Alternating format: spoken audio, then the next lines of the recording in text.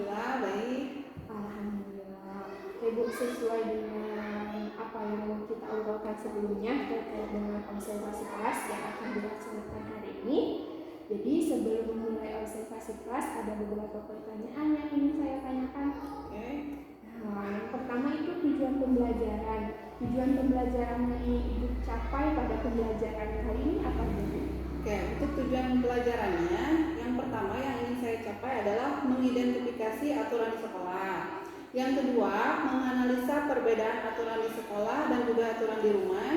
Yang ketiga, membandingkan aturan di sekolah dan aturan di rumah. Yang keempat, dapat menentukan aturan di sekolah dengan benar.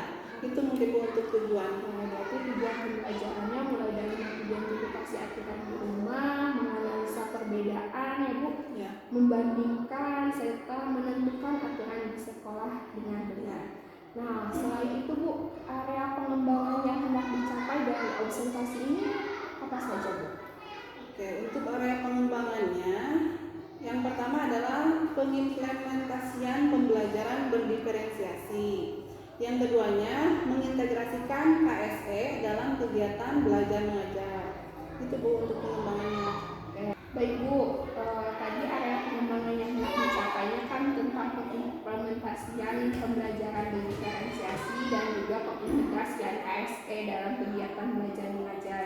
Nah, untuk mencapai area pengembangan tersebut, strategi yang dipersiapkan oleh Ibu apa saja? Oke, untuk strategi yang saya sudah persiapkan, yang pertama melakukan asesmen diagnostik, yaitu asesmen yang dilakukan untuk sebelum pembelajaran dimulai untuk mengetahui bakat minat siswa. Yang kedua, menyusun RPP berdiferensiasi yang sudah terintegrasi dengan KSE. Yang ketiga, menyiapkan konten pembelajaran yang berdiferensiasi. Dan yang keempat, memilih model pembelajaran yang disesuaikan dengan karakteristik materi dan juga dengan karakteristik siswa tersebut. Strategi yang sangat luar biasa ya Bu, yang dipersiapkan sebelum kegiatan belajar mengajar, mulai dari melakukan asesmen diagnostik, menyusun RPP berdiferensiasi yang terintegrasi dengan KSE, kemudian juga menyiapkan beberapa konten pembelajaran yang berdiferensiasi sampai pada memilih model pembelajaran yang sesuai dengan karakteristik murid dan juga karakteristik materi itu sendiri. Semoga strategi yang Ibu persiapkan ini dapat mendukung kegiatan pembelajaran. Jadi untuk menghemat waktu Bu, bagaimana kalau observasi ini kita mulai? Oke, siap Bu. Baik, terima kasih Bu. Sama-sama Bu. Assalamualaikum warahmatullahi wabarakatuh. Waalaikumsalam warahmatullahi wabarakatuh. Baik, sekarang sebelum kita berdoa, coba anak-anak baju dirapikan dulu. Duduknya juga yang rapi, ya. Sebelumnya, udah? Nah, sebelum kita memulai pembelajaran, coba Dapi pimpin untuk membaca doa. Bismillahirrahmanirrahim.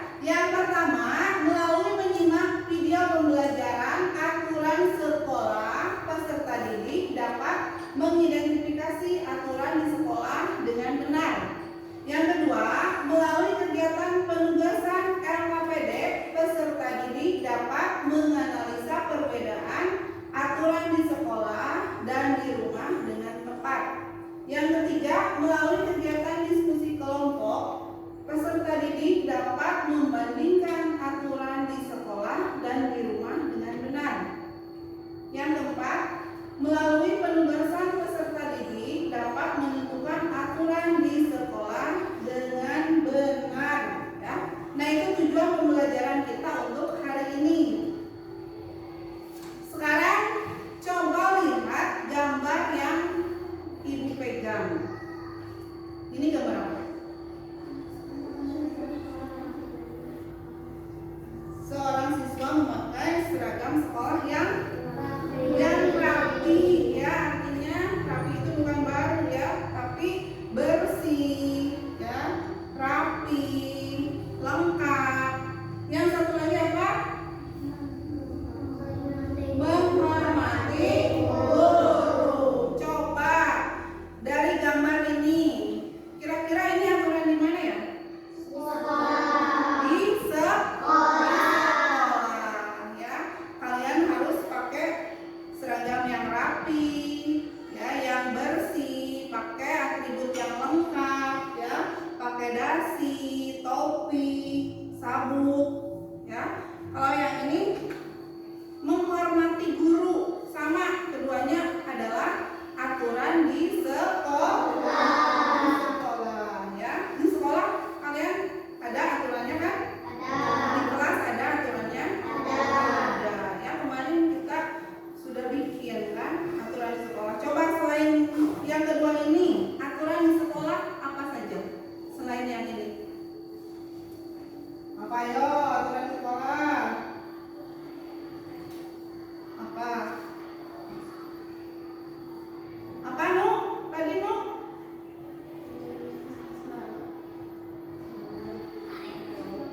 Buang jangan buang sampah sembarangan. Harusnya dibuang kemana? Ke tempat sampah. Apalagi kalau sama teman kira-kira harus bagaimana? Hah? Saling apa? Saling menghargai dan saling menghormati, ya. Kalau misalkan di rumah ada aturan di rumah? Tidak mungkin kan kita hidup di, misalkan lagi di rumah bisa melakukan seenak hati kita, pasti ada aturan. Ada. Contohnya apa kalau aturan di rumah? Apa? Apa aturan di rumah contohnya? Bangun tepat waktu. Kalian suka membantu orang tua? Suka. Contohnya apa? Apa? Hah? Menjaga adik atau? Iya. Nah, itu contohnya, ya. Nah, sekarang Ibu akan menunjukkan video, ya, video mengenai aturan di sekolah. Coba semuanya perhatikan. Perhatikan ke depan semuanya. Aturan adalah batasan yang dibuat untuk membatasi tingkah laku seseorang dalam suatu keadaan. Tata tertib adalah aturan-aturan yang harus ditaati dan dilaksanakan. Apabila dilanggar, akan mendapatkan sanksi atau hukuman. Ternyata di sekolah juga terdapat tata tertib. Mematuhi tata tertib dapat membuat hidup menjadi lebih disiplin. Nah, berikut adalah contoh tata tertib di sekolah.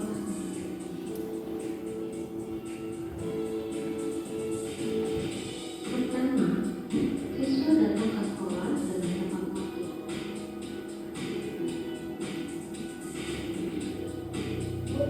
Kedua, siswa memakai seragam sesuai jadwal dan memakai atribut lengkap.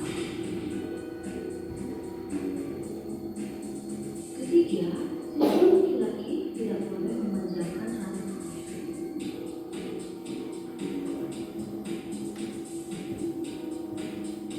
Keempat, siswa perempuan tidak boleh memakai perhiasan yang mencolok.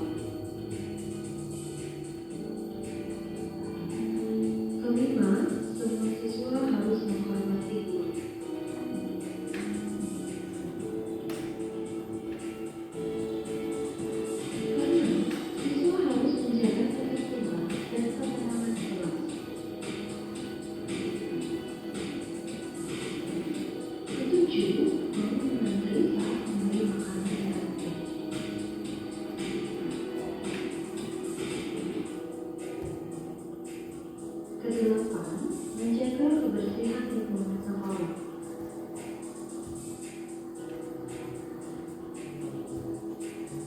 Itulah tadi beberapa contoh peraturan di sekolah yang harus kita lakukan dan kita patuhi. Diharapkan Nah, itu ya mengenai aturan yang ada di sekolah. Ya, kalian sudah sama-sama menyimak. Coba yang mana saja yang termasuk aturan di sekolah yang barusan? Coba sebutkan. Apa? Menghormati guru, menjaga kebersihan. Lalu apa lagi? Datang. Ya. Lalu apa? Apa lagi? Apa? Ya, berpakaian rapi. Mengantri saat di kantin. Ya, jadi kalau jajan harus antri, ya, tertib. Lalu apa lagi? Apa? Belajar dengan tertib. Artinya kalau sedang belajar di ruang kelas, ya jangan ada yang ngobrol, jangan ada yang bercanda. Ya, nah itu aturan di sekolah. Dengan adanya aturan di sekolah, ya membuat kita belajar jadi lebih tertib, jadi lebih teratur. Ya, kalian harus tahu aturan-aturannya. Itu juga aturan-aturan dibuatkan juga untuk kita semua. Coba siapa sih yang harus mematuhi aturan di sekolah? Apakah siswa saja? Apakah guru saja? Tidak kan? Tapi semua warga sekolah. Ya, semua warga sekolah harus patuh terhadap aturan. Ya, mengerti? Oke. Sekarang Ibu akan mengelompokkan kalian menjadi 3 kelompok. Ya, ini kelompok 1, ini kelompok 2, dan ini kelompok 3. Ya. Nah, ini ada LKPD ya yang harus kalian isi. Jadi kalian cukup menggunting, ya, mencocokkan mana yang termasuk aturan di sekolah. Ya, guntingnya ada? Sudah disiapkan? Ya. Masing-masing kelompok ini Ibu kasih LKPD. Ini yang harus digunting. Guntingnya ada?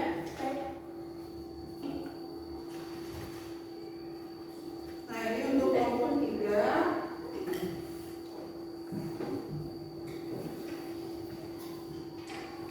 Nah, ini kan ada 2 ya. Nah, yang ini yang kalian gunting di belakangnya sudah ada double tip. Jadi kalian tinggal gunting, nanti dibuka ininya dan ditempel di sini. Ya. Pilih mana yang termasuk aturan di rumah, mana yang termasuk aturan di sekolah, mana yang termasuk aturan di masyarakat. Mengerti caranya? So, kalian bisa mulai kerjakan dari sekarang.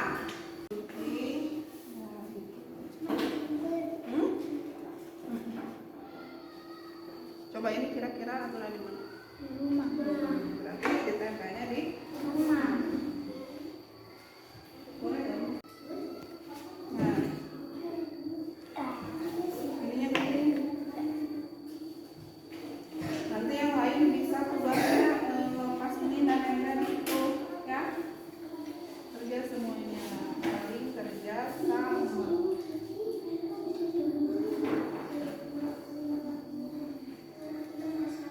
So, buka. Itu aturan di mana ini? Ya, berarti ditempelnya di sini, ya. Iya.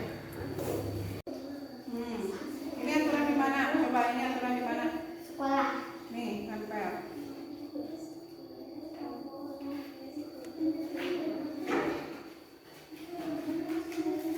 Sok ini.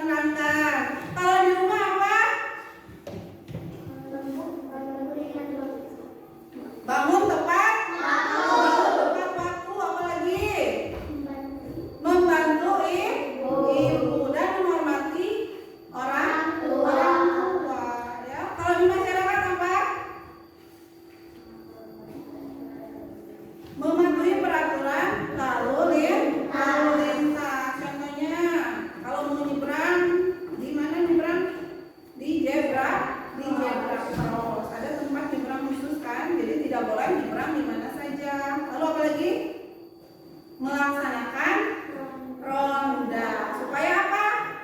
Lingkungan kita tetap aman, ya. Nah, sekarang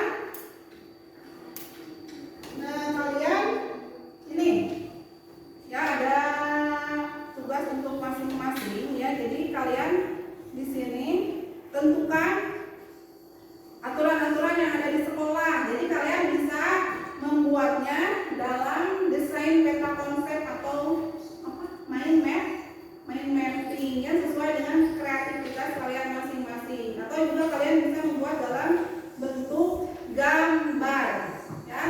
Ibu akan membagikan ini ke masing-masing ya.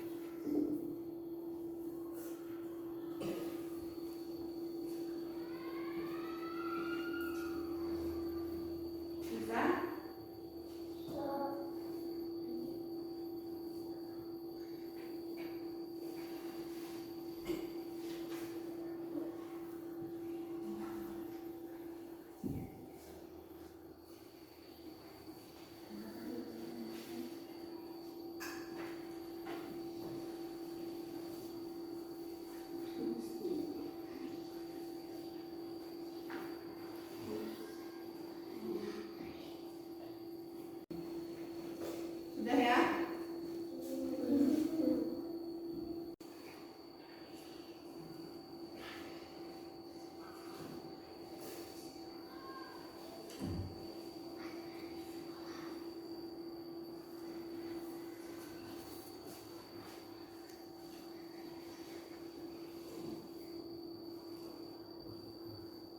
Coba kalian tunjukkan hasil dari pekerjaannya.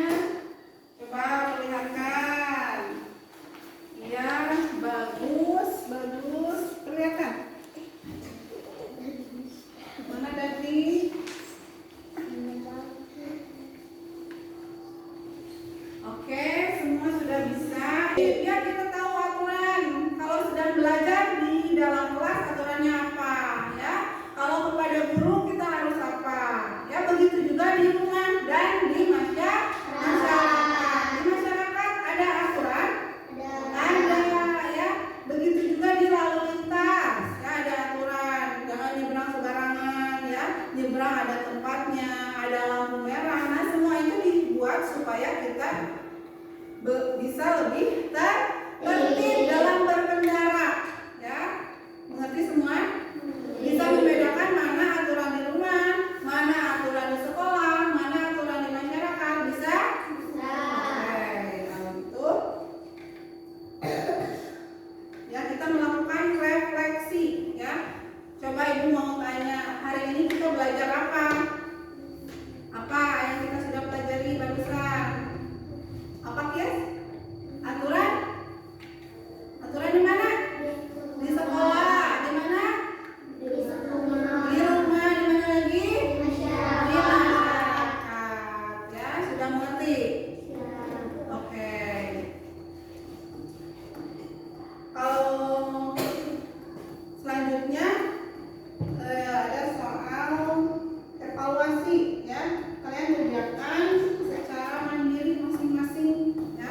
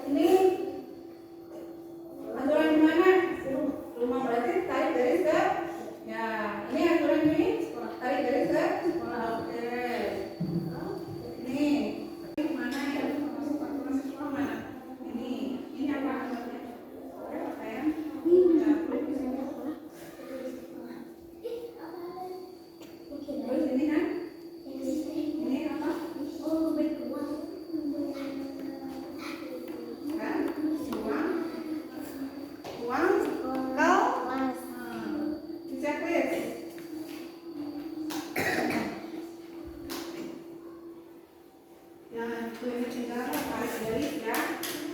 Ini adalah di rumah sekolah, ini di rumah, ini di rumah, ini di ya. Yang mengumpulkan ya. Tolong yang belakang dan biar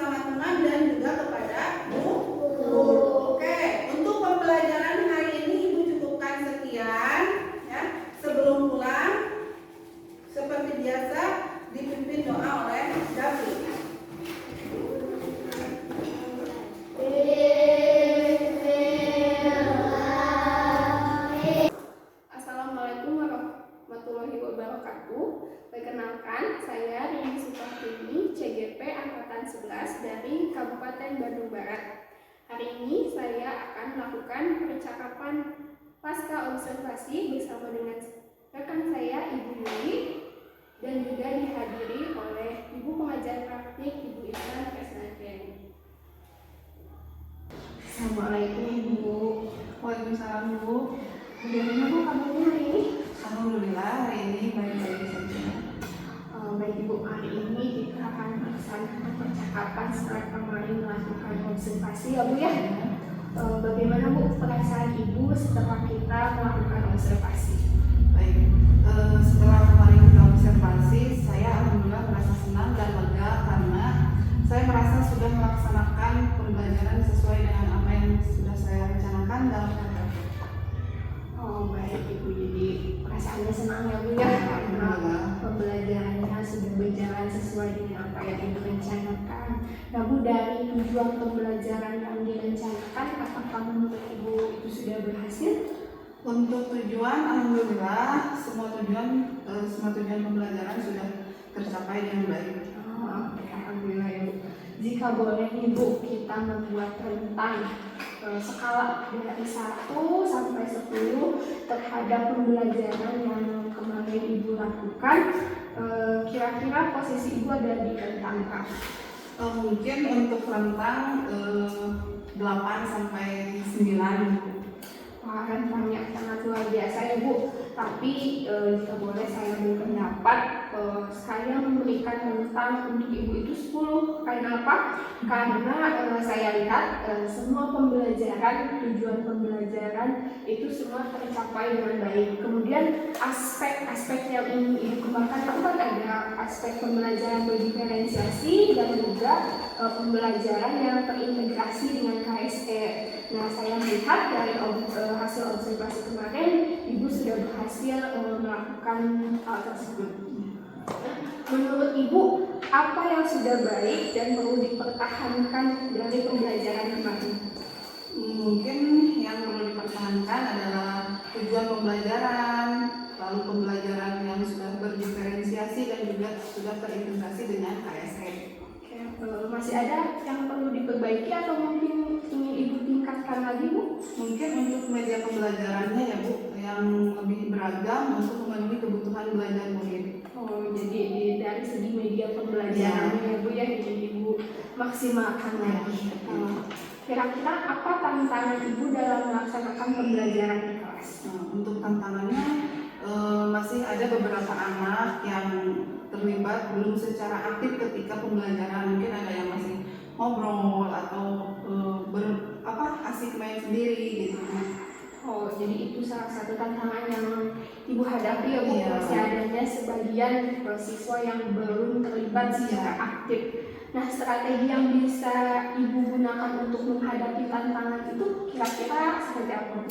Untuk strateginya, saya akan melakukan pendekatan secara individu, lalu mencoba memilih model pembelajaran yang lebih variatif lagi supaya merangsang anak-anak supaya bisa lebih aktif selama pembelajaran.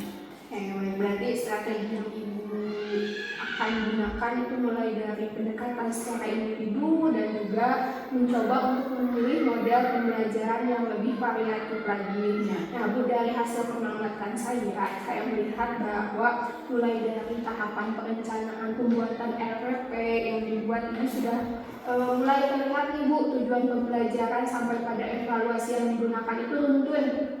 Kemudian juga ketika proses pembelajaran, saya melihat bahwa tahapan pembelajaran sudah sangat jelas ya Bu, mulai dari pembukaan inti sampai ke penutup. Kemudian untuk pembelajarannya juga sudah berdiferensiasi, terlihat dari segi konten, proses, dan produknya. Tidak terkecuali kompetensi sosial emosionalnya juga sudah sangat terlihat ya Bu, dari mulai anak-anak memimpin doa sampai pemberian ice breaking di tengah-tengah kegiatan pembelajaran, sampai pada kegiatan mereka belajar secara individu, kemudian dibuat oleh kelompok. Nah, kira-kira rencana tindak lanjut ke depannya seperti apa, Bu? Ya, untuk tindak lanjutnya mungkin memaksimalkan pembelajaran yang berdiferensiasi dan juga terintegrasi dengan KSE, dan juga memilih pembelajaran yang lebih bervariatif sehingga murid dapat terlibat secara aktif. Itu mungkin luar biasa sekali ya Bu, rencana tindak lanjutnya mulai dari memaksimalkan pembelajaran yang berdiferensiasi dan juga terintegrasi KSE dengan pemilihan model pembelajaran yang lebih variatif lagi sehingga anak-anak murid-murid dapat terlibat secara aktif. Mungkin Ibu cukup sekian untuk perbincangan kita hari ini. Terima kasih banyak atas waktunya. Sama-sama Ibu, terima kasih banyak. Alhamdulillah ya, percakapan pasca observasinya sudah berjalan dengan lancar. Jadi observasinya ini dilaksanakan waktu hari Selasa Ibu. Selasa minggu kemarin. Oh iya, baik. Pertama-tama saya ucapkan terima kasih banyak atas partisipasi dan kolaborasinya kepada Ibu Yuli yang sudah mendukung Ibu Rini dalam melaksanakan tugasnya dalam pendidikan guru penggerak. Jadi kali ini Ibu Rini melakukan supervisi akademi bersama rekan sejawatnya di sekolah ini di SDN 1 Bangun. Dan setelah saya melihat percakapan pasca observasi yang sudah Ibu Rini dan juga Ibu Rini laksanakan tadi, sudah tergambar oleh saya bagaimana pembelajaran yang sudah dilaksanakan di kelasnya Ibu Yuli ini sangat luar biasa ya. Tadi sudah nampak sama Ibu Rini juga wah nilainya 10 nih, hebat ya. Lalu tapi di sini saya bukan ingin menitik beratkan kepada yang diobservasi pada hasilnya Ibu Yuli, tetapi di sini saya hanya ingin memberikan umpan balik terhadap percakapan coaching pasca observasi yang dilaksanakan oleh Ibu Rini. Jadi Ibu Rini tadi sudah mendengarkan secara aktif, sudah memberikan pertanyaan berbobot sehingga menggali rekan sejawatnya, bagaimana rekan sejawat beliau mengutarakan tantangan-tantangan yang beliau hadapi di kelasnya, tetapi beliau juga dengan pertanyaan-pertanyaan yang disampaikan oleh Ibu Rini, beliau juga akhirnya dapat menemukan upaya-upaya apa saja yang akan beliau lakukan terkait tantangan yang beliau hadapi di ketika pembelajaran kelas. Nah, selanjutnya juga Ibu Rini juga membantu rekan sejawatnya dalam membuat rencana tindak lanjut dalam mengimplementasikan atau menerapkan strategi menjawab tantangannya beliau gitu ya. Jadi pas percakapan pas observasi ini sudah berjalan sangat baik dan sudah mengikuti mengikuti alur kita, sudah memuat prinsip-prinsip coaching. Saya ucapkan terima kasih banyak kepada Ibu Yuli dan juga Ibu Rini. Mudah-mudahan karena praktik-praktik coaching ini dengan terus berlatih, Ibu Rini sering mempraktikkan, sering mengimplementasikan dan menerapkannya, itu baik itu dengan rekan sejawat atau dengan rekan di lingkup pendidikan yang lain. Saya harap ini bisa menambah keterampilan dan kompetensi Ibu Rini dalam mempraktikkan praktik coaching seperti apa. Begitu ya Bu Rini ya. Saya ucapkan terima kasih banyak. Assalamualaikum warahmatullahi wabarakatuh. Waalaikumsalam.